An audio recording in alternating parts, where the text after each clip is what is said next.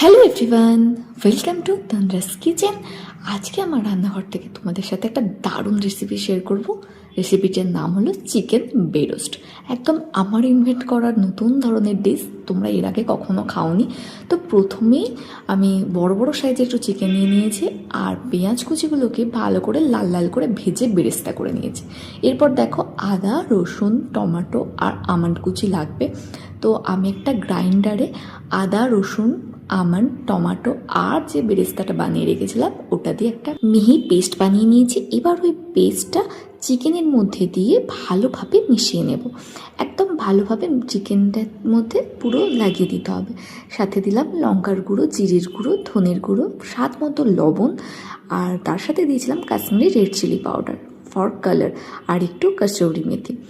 আর সবথেকে main ingredients হলো এখানে হচ্ছে ফেস ক্রিম। একটু ফেস ক্রিম অ্যাড করে এই যে মিক্সচারটা ভালোভাবে ম্যারিনেট করে রাখতে হবে।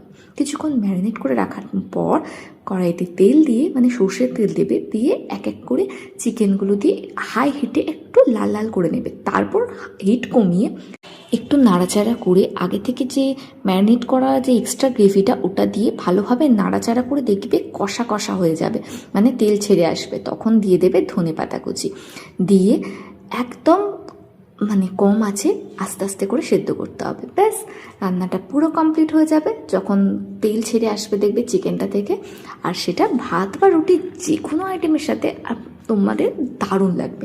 তোমরা পোলাওয়ের সাথেও খেতে পারো।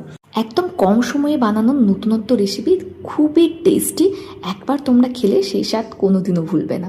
সবসময় স্পেশাল ডিশ খেতে গেলে যে রেস্টুরেন্টে ছুটতে হবে তার কোনো মানে নেই। বাড়িতে কম সময়ে তোমরা আরামসে এরকম ভালো ভালো ডিশ বানাতে পারো। তো তার জন্য তোমাদেরকে ফলো করে নিতে হবে আমার পেজটা।